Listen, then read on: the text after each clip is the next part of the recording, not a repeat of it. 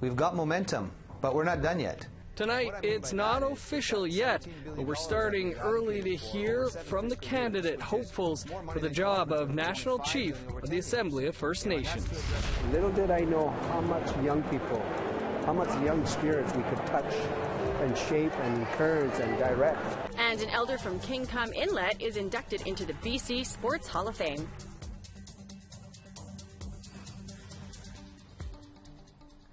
Good evening, I'm Dennis Ward. And I'm Melissa Ridgen. In northwestern Ontario, a mother is on a walk for closure. But it's not just any walk. For the first time, she'll go inside the foster home where her daughter died by suicide. APTN's Kenneth Jackson brings us this update.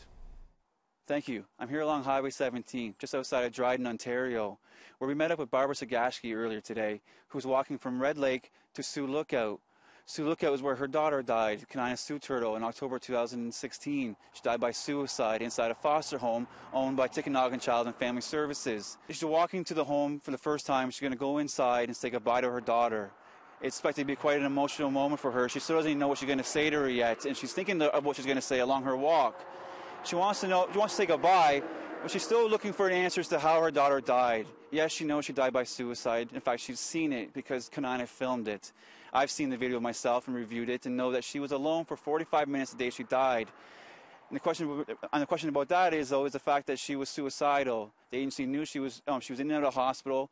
She had talked about suicide. She had marks on her neck. There was clear signs of serious attempts in the days prior, and yet she was left alone. Barbara wants to go there. She's going to say goodbye to her daughter, and she's waiting for answers. And it's important to note, an APTN investigation has found out that Kanina's death is currently being reviewed by the Chief Coroner of Ontario. He's already found fault in her death. He won't say what it is, but he knows that something happened that wasn't right, and he's started to review her death. It's part of a review of 11 deaths of kids in child welfare. That report of his is coming out later this summer. But for now, Barbara's walking for closure to Sioux Lookout, and we're going to have that full story on Thursday. Back to you. Go to aptnnews.ca for more on this story. That's where you'll find an in-depth investigation into Kanina's death. To Ottawa now, where a Senate committee is continuing its study of the relationship between Canada and Indigenous peoples. Chief of the Mohawk Council of Akwesasne gave her thoughts on band membership during testimony. Opportunity that is here right now. Tanis asked how off-reserve individuals will benefit if something like revenue sharing becomes a reality. Thoughtful presentations. We all know that individuals are all of a sudden going to say, wait a minute, this doesn't all just go to the community. I'm a member of that community, although I don't live there. Where are my benefits? And how does this work? If you are tied to a community but you've never been to the community, you'll never go back to, you'll never build on the community because there's no land to build, but you want to receive the services. Well, to me, I mean, within our review, I think we need to really take a look at these individuals that they should come and know the community first, the history first. They should spend time in the community. They should volunteer in the community. They should be one of the community before even being granted a membership.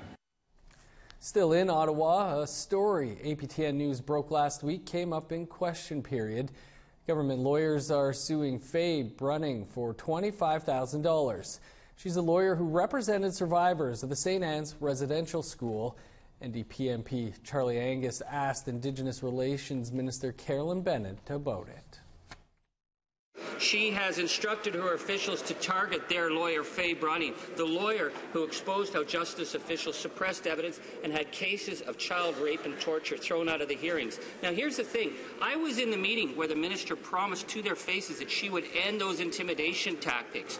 She gave her word. So I'm asking her, will she tell this House why she told Angela she would end these tactics, and yet she continues to attack the lawyers and the representatives of... The Honourable Minister of Crown Indigenous Relations. Mr. Speaker, our government is committed to ensuring justice for the victims of this dark chapter in our history. Canada has not and will not seek costs against individual claimants. but in exceptional circumstances, costs can be sought against lawyers who do not appear to be acting responsibly.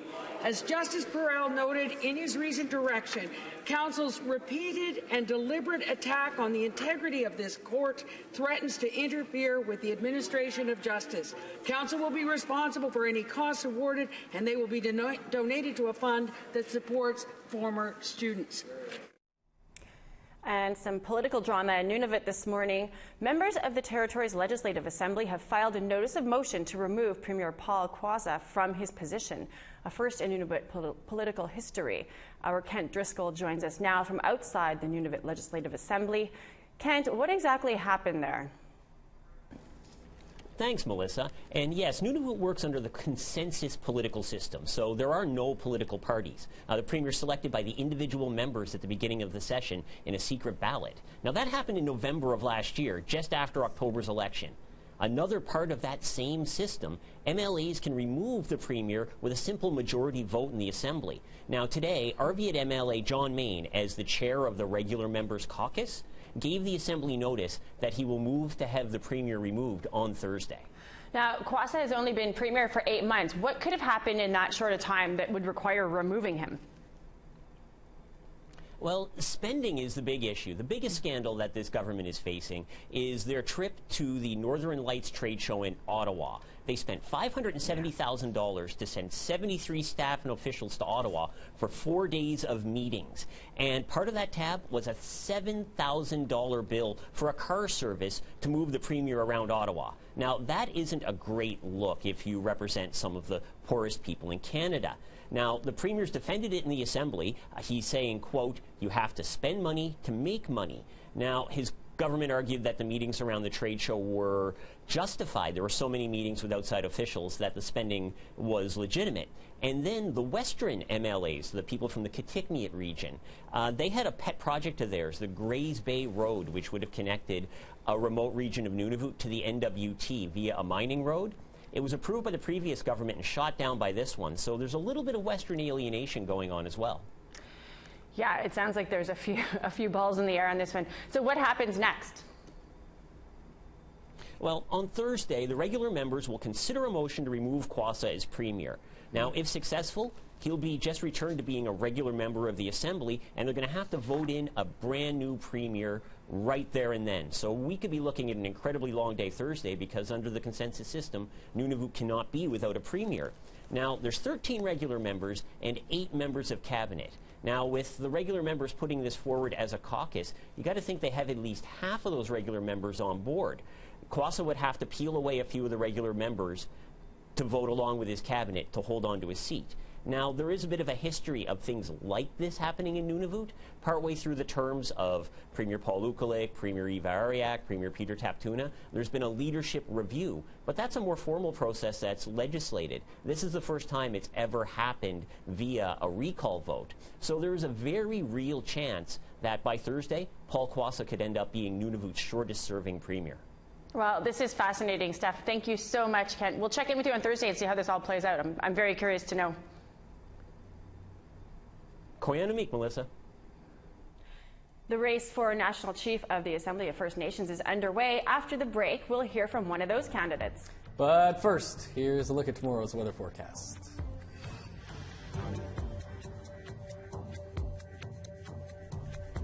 A beautiful sunny high of 26 in Halifax on Wednesday, 27 in Fredericton.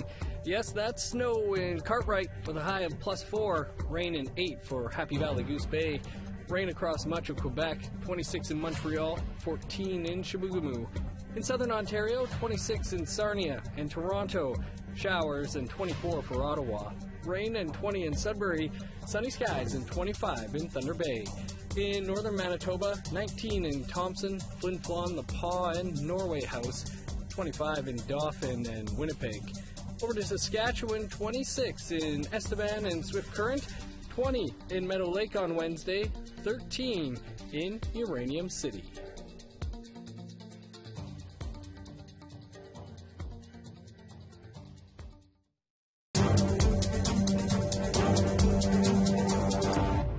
Welcome back.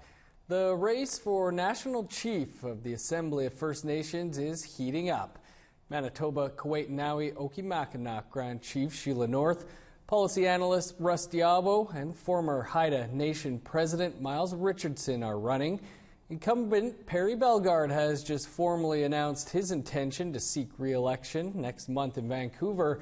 We spoke to him earlier. National Chief, appreciate you taking some time for us here today. Can you tell us a little bit about why you've decided to run for re-election?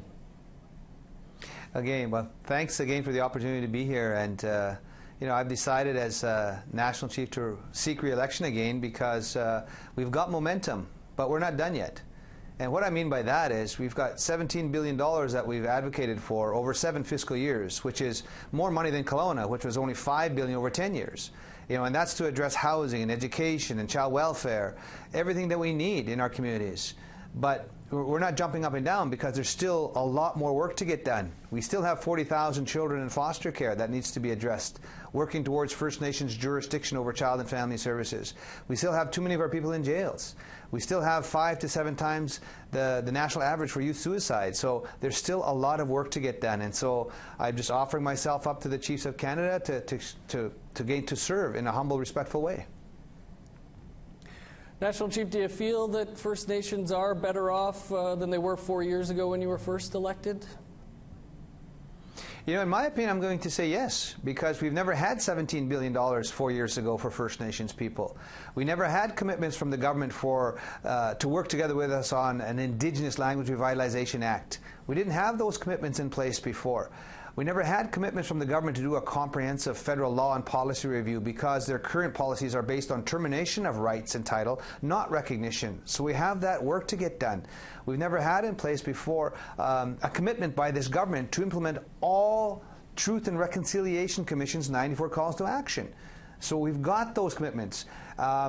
Even in fiscal, on our fiscal relationships chiefs table, we're working towards for example, carry over from one fiscal year to the next. That's a policy change.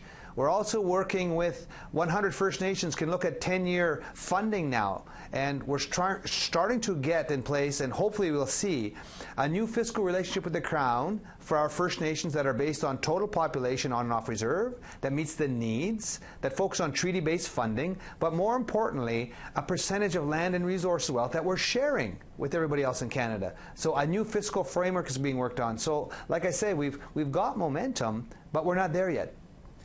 National Chief, what do you say to those critics who feel the AFN is no longer relevant and not representing the grassroots? I would say, a comment like this, because we've always tried to find ways to make our AFN more relevant, responsive, and respectful of the diversity. And through our lobby and advocacy efforts, we've influenced the federal budget cycle every year. And those resources, precious resources, are to get out to our communities for better housing and better education and better health care. And so it's through those AFN advocacy efforts that we see those results. And I'm going to be the first to say that gap is not closed yet. The 6th versus 63rd gap, because Canada's up high in terms of quality of life, 6th according to the United Nations Human Development Index. But apply the same indices to our people and we're 63rd. So this gap needs to be closed. And so through our AFN advocacy efforts, we've got those resources. And it's unprecedented, $17 billion. So that wasn't there before. So to those people that say AFN's not relevant, I'm saying, well, we have to do a better job in certain fronts, but I believe we brought that relevancy and responsiveness back because we're starting to see that reflected in the fiscal resources going out to the peoples. Well, National Chief, look forward to seeing you in Vancouver next month. Appreciate you taking some time for us here today. Thanks for the opportunity. And we would like to hear what you have to say about the upcoming AFN election or any other story. Here's how to contact us. Send an email to news@aptn.ca. Like our APTN National News Facebook page. Follow us on Twitter @APTN News or go to our website, aptnnews.ca.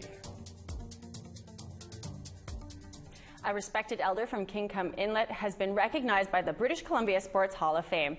Alex Nelson was honored at a gala for his dedication to inspiring and uplifting Indigenous youth through the power of sports. Our Amber Bernard was on hand. Alex Nelson, WBC Canada Award. The British Columbia Sports Hall of Fame recently inducted their class of 2018. Alex Nelson was the William Andrew Cecil Bennett Award winner at this year's gala. Oh, I've been really blessed and humbled to be identified to be inducted into the BC Sports Hall of Fame. Nelson has dedicated his life to giving back to his community through sports. Nelson, who is now 72 years old, has been a part of the North American Indigenous Games for over 25 years. He also served 3 times as president for the organization. Nelson says his passion for sports comes from his community, Kingcome. My foundation of who I've become comes directly from my home territory and the family and the community that comes with that. Nelson also says sports was his way to escape from life in a residential school. Soccer was my savior from the residential school. It gave me time to be out there, away from the building, the smell, the staff, the regimentation, all that it resembled. I went out to the soccer field and it was freedom. It was freedom. The BC Sports Hall of Famer continues to use his life experiences to help inspire and uplift Indigenous youth through the power of sports. Little did I know how much young people, how much young spirits we could touch and shape and encourage and direct and just into a more positive, healthy way of life. Little did I know that that was going to happen. Amber Bernard, APTN National News, Vancouver. Congratulations. The Australian Parliament was the scene of a special ceremony. Elders and members of the Aboriginal community danced on the steps outside, then made their way inside. It was all in celebration of new legislation that will support their tribal languages. National Indigenous Television has the story.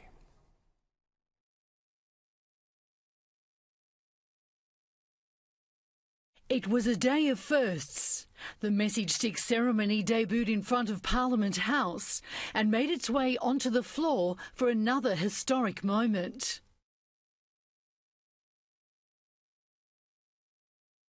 Elders, language experts and community members joined politicians in the upper house, where the New South Wales Minister for Aboriginal Affairs introduced legislation to recognise the importance of Aboriginal languages in the state. So the bill effectively has 3 parts to it. The first part talks about how important Aboriginal languages are in New South Wales, that ownership and control of those languages rests with Aboriginal people. The second part is to look at the establishment of an Aboriginal Languages Trust to help guide government on the best way to reawaken and nurture languages. And the third part involves the preparation of a strategic plan, once again to give government guidance about the best way forward to work with Aboriginal communities to help preserve and reawaken languages right across New South Wales. The bill was drafted with consultation and workshops across the state to strengthen over 35 languages and close to 100 dialects. A far cry from the days when policies were put in place to suppress the voice of the oldest living culture on the planet. This is the government sending a message that never again will Aboriginal languages be subject to inappropriate damaging policies that we saw the first half of this century, the end of the last century, and that the rights and the obligations of Aboriginal people to care for and nurture their languages will be enshrined in law. It's huge. But there are also concerns from the state's peak Aboriginal body in getting it right. What we have to be mindful of is that Aboriginal language is in the ownership of Aboriginal people, always was and always will be. It's ours. So there has to be a balance in relation to how we manage this moving forward. It's good to have legislation, but at the forefront of that legislation we have to have self-determination. For many, though, this day couldn't come soon enough.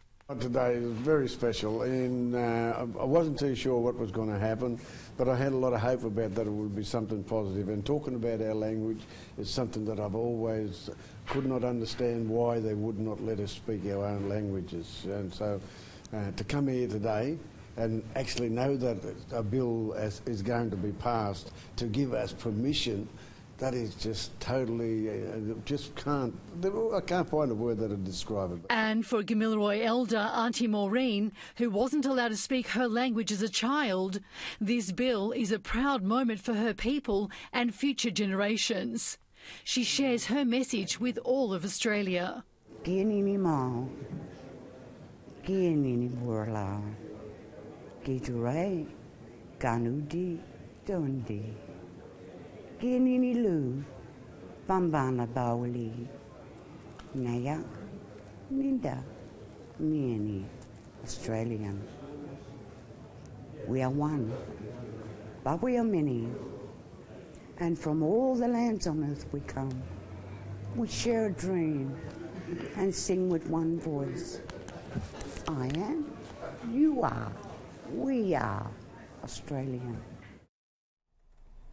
That's a lady with a lot of stories, I'm sure. Time for a quick break, but stick around because, of course, there's more still to come. But first, here's a look at the rest of tomorrow's weather forecast.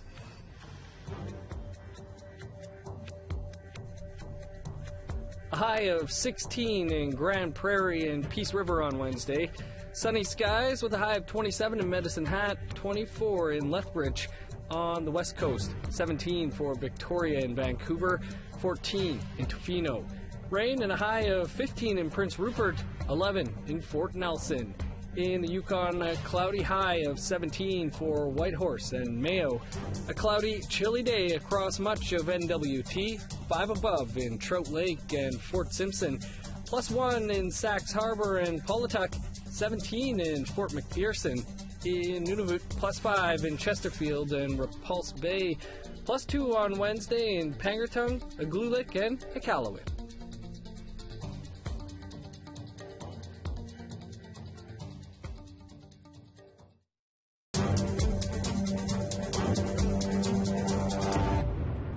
A 6-year-old Winnipeg boy is getting attention around the world for his remarkable knowledge of the world. Chile, Argentina, Uruguay, Paraguay, Bolivia, Peru, Ecuador, Colombia, Brazil, French Guiana. Madden Landicho is just finishing up kindergarten, but he can point out every single country on the globe and name them all in alphabetical order.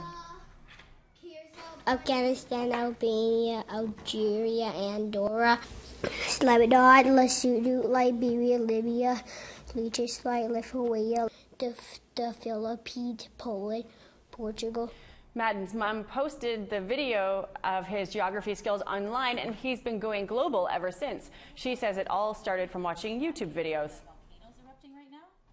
Pretty impressive stuff.